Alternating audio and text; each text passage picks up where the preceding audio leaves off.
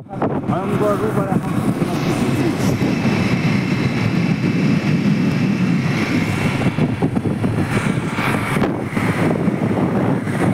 আমরা এখন তিস্তা ব্রিজের উপর দিয়ে যাচ্ছি।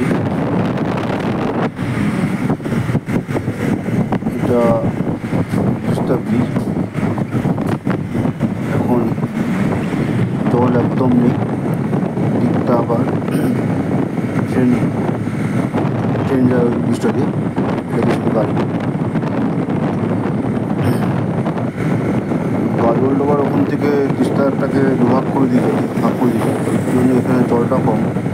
এবার 2-3 দিন ধরে বৃষ্টি হওয়ার দরুন অল্প একটু জল রয়েছে, জল দেখা যাচ্ছে অল্প একটু।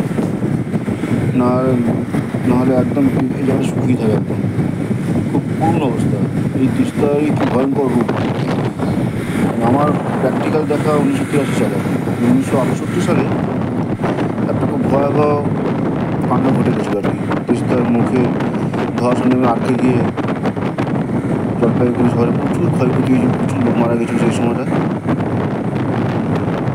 তিস্তা ব্রিজ এবার চাষ হয়েছে।